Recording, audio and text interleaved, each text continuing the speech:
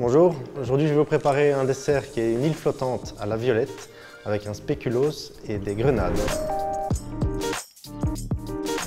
Alors on va faire chauffer la crème avec le lait, pas trop chaud à 80 degrés, et on va ajouter la vanille de Tahiti dedans pour amener un peu de parfum de vanille.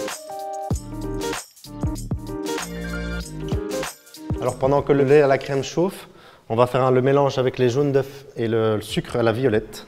C'est ici, on change, au lieu d'utiliser du sucre basique, on utilise du sucre violette pour parfumer un peu la crème anglaise. On peut trouver du sucre violette dans les magasins spécialisés de cuisine déjà prêt. Ou alors vous pouvez acheter les fleurs de violette qui sont cristallisées et on mixe ça avec du sucre perlé. Ce qui est important, c'est de bien mélanger pour blanchir les jaunes d'œufs.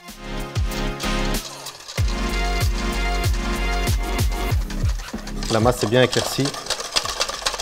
Alors ici, on va incorporer la moitié du lait. Bien mélanger également. Alors ensuite, on rajoute la masse dans la casserole et on va cuire ça à l'anglaise, ça veut dire, jusqu'à temps que les œufs cuisent à 70-75 degrés. Donc c'est important de bien mélanger comme ça avec un lèche plat en faisant des huit pour bien passer dans toute la casserole afin que ça ne colle pas dans le fond les jaunes d'œufs. Vous voyez, il y a une petite mousse qui est au-dessus. Avec la cuisson, elle va disparaître et c'est un signe d'arriver à la bonne température. Moi, ce que je fais, c'est que je coupe le feu et je continue à mélanger pendant 3-4 minutes pour réduire la température et éviter que ça devienne trop cuit. Ensuite, on va débarrasser cet appareil dans le bol et on va mettre ça au frigo pendant 2 heures parce qu'on doit servir ça bien froid avec le dessert.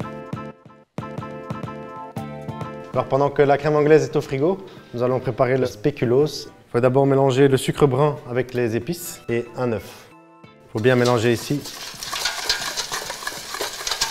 Ensuite, on va ajouter le beurre. Attention, il doit être absolument pommade, sinon il ne va pas bien se mélanger dans la recette.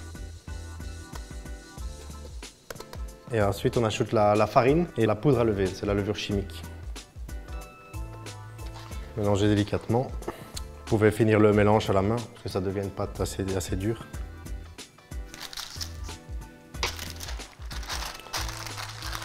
On ne doit pas être trop fin, parce qu'après on va casser le biscuit.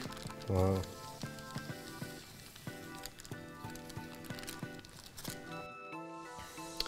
Donc voilà, pour la suite, on va préparer les blancs d'œufs qui servent sur le blanc manger. Donc on ajoute les blancs d'œufs ici. Et alors on va les battre et on va ajouter le sucre violette aussi, comme dans la crème anglaise, mais en 3 fois. Donc on ajoute d'abord du sucre pour la première fois avant de commencer, une fois à la moitié et une fois à la fin pour serrer les blancs d'œufs. On ajoute en 3 fois exprès pour que le sucre soit bien fondu dans les œufs et qu'il n'y ait pas des cristaux dans la cuisson après dans le four.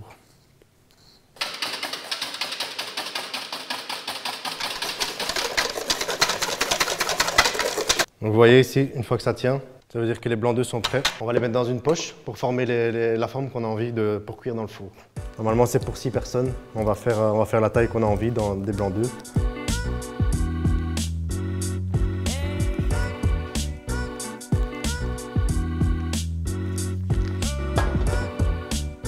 Donc ici on va mettre le biscuit spéculoos à 170 degrés sur la partie supérieure du four pendant plus ou moins 10-12 minutes. Et alors en même temps, on va mettre en dessous le plateau vapeur avec les blancs d'œufs dedans. Ça permet de cuire les deux en même temps.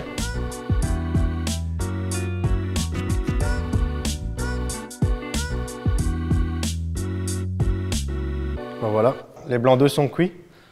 Après 5 minutes à la vapeur. Ici on va juste ajouter pour la déco un peu de sucre violette aussi.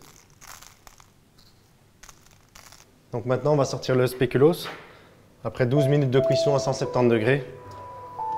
Vous avez une belle coloration, brun très foncé, et alors il est bon. Donc maintenant on a terminé toutes les recettes, donc on va procéder au dressage de l'assiette ensemble.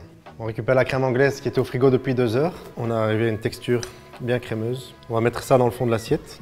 On peut être généreux, hein. C'est un dessert gourmand.